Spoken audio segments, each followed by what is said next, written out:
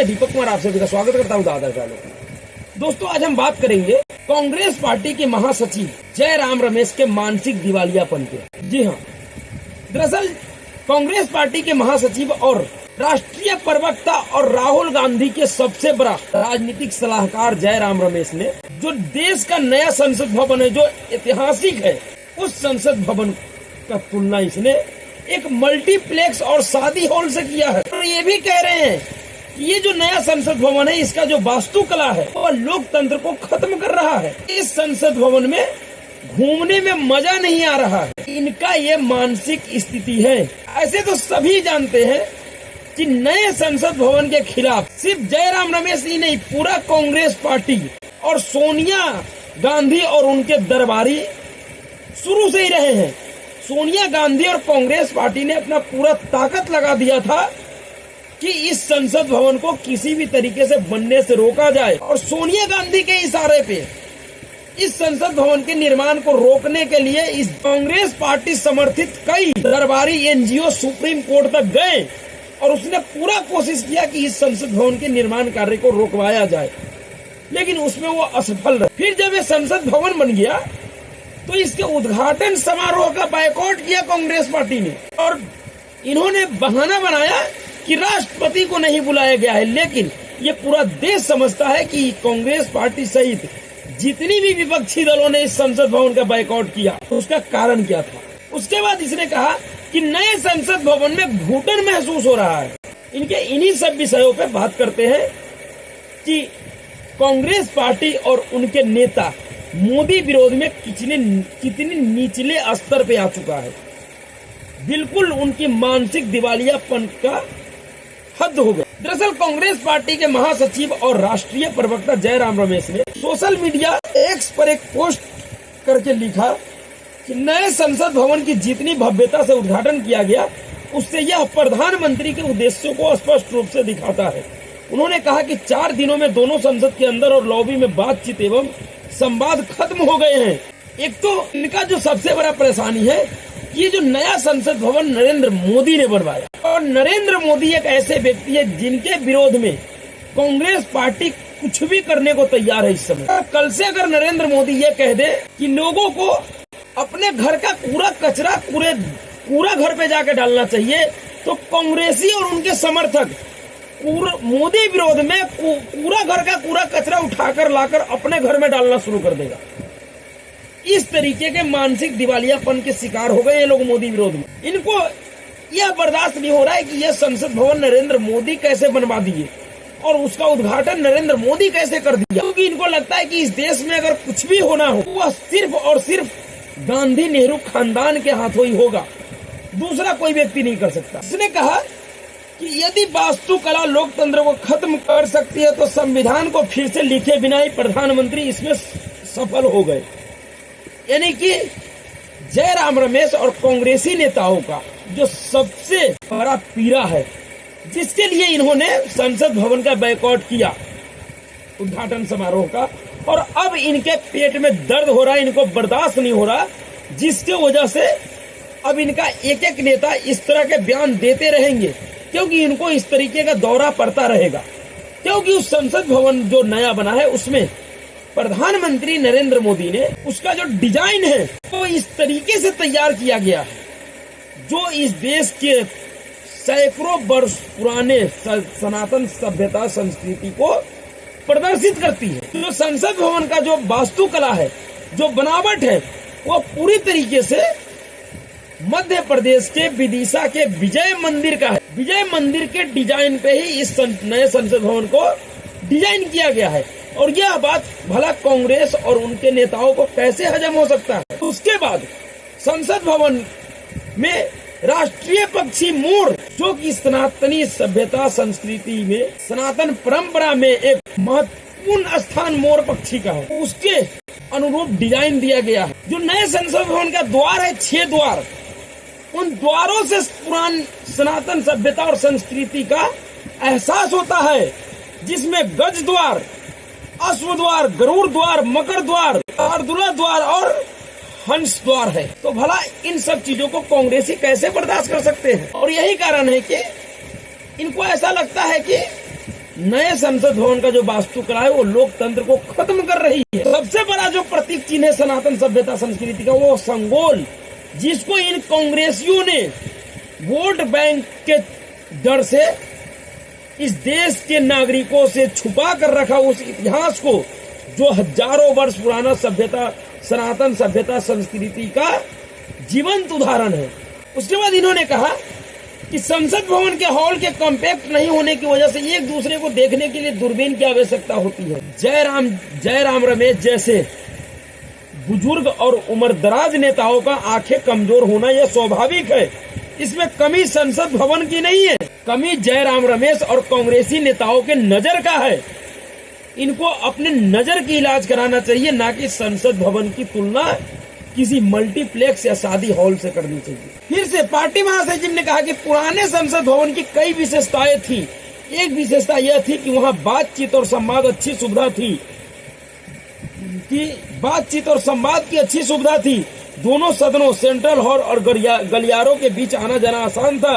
नया संसद भवन के संचालन को सफल बनाने के लिए आवश्यक जुड़ाव को कमजोर करता है। दोनों सदनों के बीच आसानी से होने वाला समन्वय अब अत्यधिक कठिन हो गया है। यानी कि कांग्रेसी नेताओं को अंग्रेजी सिस्टम कितना पसंद है। अंग्रेजों के द्वारा दिया हुआ कोई भी चीज, चाहे वो नाम हो या उनका काम हो, इतने पसंद है, उनके कामों या नाम से इतने प्रभावित है कि ये उस मानसिकता से बाहर ही नहीं आ पा रहे हैं। लेकिन इसमें दोष जयराम रमेश का नहीं है, इसमें दोष उस कांग्रेस पार्टी का है, क्योंकि कांग्रेस पार्टी ही एक ऐसी संस्था है जो एक अंग्रेजी ऑफिसर का बनाया हुआ है। एक अंग्रेजी ऑफिसर ने, एक अंग्रेज सरकार के जिला कलेक्टर ने इस कांग्रेस पार्टी की स्थापना किया था। तो फिर उनकी, इन पार्टी के नेताओं का सोच अंग्रेजों की तरह होना लाजमी है। ऐसे जहां तक सुविधाजनक और संचालन की सवाल है, तो पुराने संसद भवन से कहीं अत्यधिक सुविधाजनक और अत्यधिक अपग्रेड ये नया संसद भवन है। अत्याधुनिक सिस्टमों से लैस है। सबसे बड़ी बात यह है कि ये जो नया संसद भवन है पूरी तरीके से पेपरलेस वर्क पे काम करेगा। वरिष्ठ नेता ने कहा कि अगर आप पुरानी इमारत में खो जाते तो आपको अपना रास्ता फिर से मिल जाता, क्योंकि वो गोलाकार है। नई इमारत में यदि आप रास्ता भूल जाते हैं तो भूल भुलैया में खो जाएंगे पुरानी इमारत के अंदर, और परिसर में खुलेपन का एहसास होता है, जबकि नई इमारत में घुटन महसूस हो रहा है। अब इस कांग्रेसी नेताओं को कोई समझाए कि अगर तुम्हें नई इमारत से इतनी घुटन महसूस हो रहा है तो तुम उसमें गए क्यों थे, क्या करने गए थे? जब विशेष सत्र बुलाया गया था सरकार के द्वारा तो तुम बैकआउट करते विशेष सत्र का, कहते हम नहीं जाएंगे विशेष सत्र में, हम शामिल ही नहीं होना है हमें। तुमसे किसने कहा था जाने को भाई? कोई बुला कर ले गया था तुम्हें? ऐसे भी तुम लोगों ने उद्घाटन से पहले बड़े बड़े वादे किए थे, निर्लजता के साथ वादे किए थे कि मोदी अपने लिए घर बना रहा है, हम इस घर में नहीं जाएंगे। अगर तुम्हारे अंदर थोड़ी भी गैरत बची होती, थोड़ा भी शर्म और लज्जा बचा होता, तो तुम लोग उस संसद भवन में नहीं जाते, बैकआउट करते उसका।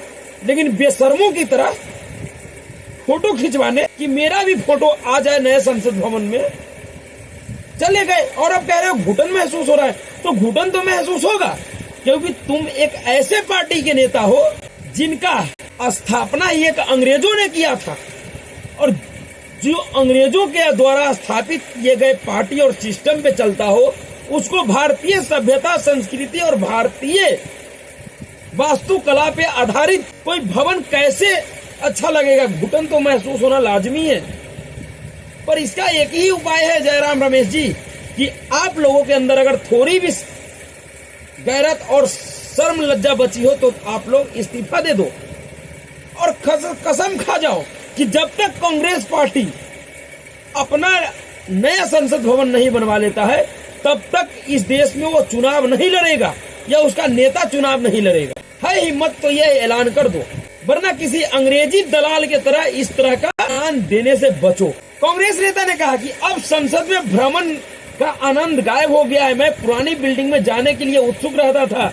नया कॉम्प्लेक्स दर्दनाक और पीड़ा देने वाला है। मुझे यकीन है कि पार्टी लाइन से ऊपर हटकर मेरे कई सहयोगी भी ऐसा ही महसूस करते होंगे। बताइए, इस देश के संसद भवन के एक दिन का संचालन का खर्च 1.5 करोड़ रुपये का होता है।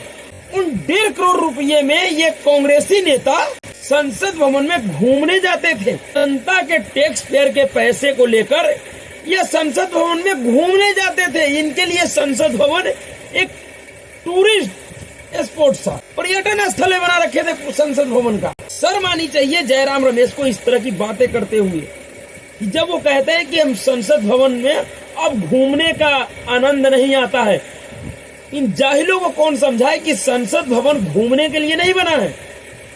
संसद भवन इसलिए बना है कि उसमें बैठकर इस देश के जनता के द्वारा चुने गए उनके प्रतिनिधि उनके लिए उनके जीवन स्तर में किस तरीके से सुधार आएगा उसके लिए काम करे, उसके लिए नए नियम कानून बनाए, न कि वहां पे जाके पिकनिक बनाए। इस देश के लोगों को समझना चाहिए कि जो ये नेता बयान दिया है कि घूमने में मजा नहीं आता है, दरअसल इनकी सोच क्या रही है। और इसीलिए कांग्रेस पार्टी के 50-55 सालों तक एक छत्र राज करने के बाद भी इस देश का दुर्गति रहा है कि ये देश दुनिया भर के आर्थिक पायदान पे 12वें नंबर पे खड़ा थी, पर इस देश में एक ऐसे पार्टी का सरकार बना जो संसद भवन को पर्यटन स्थल नहीं, काम करने के लिए इस देश के लोकतंत्र का मंदिर मानता है। और उन्होंने काम किया और 9 साल में 12वें स्थान से लाकर 5वें स्थान पे पहुंचा दिया। कांग्रेसी नेताओं का जो बयान है, कब मोदी विरोध करते करते देश विरोध पे उतर जाते हैं, इनको खुद ही पता नहीं लगता। और जब इनके बातों को लोग सही तरीके से रखने लगते हैं तो फिर ये बिलबिलाने लगते हैं। जब इनसे पत्रकार सवाल पूछ देते हैं तो फिर ये पत्रकारों का बायकॉट करते हैं कि तुम हमें गलत तरीके से दिखा रहे हो। अब क्यों न कहा जाएगा कि कांग्रेस पार्टी और उनके नेता इस देश के लोगों के टैक्स पेयर के पैसे पे मौज करते थे और संसद भवन में सिर्फ घूमने के लिए जाते थे, सिर्फ घूमते रहते थे। उनके लिए देश का संसद घूमने की जगह है, पर्यटन स्थल है। ये कांग्रेस पार्टी और उनके नेताओं के सोच को दर्शाता है कि वह इस देश के लोकतांत्रिक व्यवस्थाओं को कितना गंभीरता से लेता है, कितना उनका भरोसा इस देश के लोकतंत्र में और उस लोकतंत्र के मंदिर में। पर अब तो जो होना था हो गया। नरेंद्र मोदी को जो करना था उसने कर दिया। अब इन जैसे विकृत मानसिकता वाले नेताओं को यही सजा है कि ये घुट-घुट कर इसी तरीके से जिएंगे, या तो फिर ये चुनाव लड़ना बंद कर दे, ये चुनाव ही ना लड़े जो इनको नए संसद भवन में जाना पड़ेगा। तो अभी के लिए इतना ही। अगर आपको वीडियो अच्छा लगा तो वीडियो को लाइक कीजिएगा, शेयर कीजिएगा और चैनल को सब्सक्राइब जरूर कीजिएगा। नमस्कार।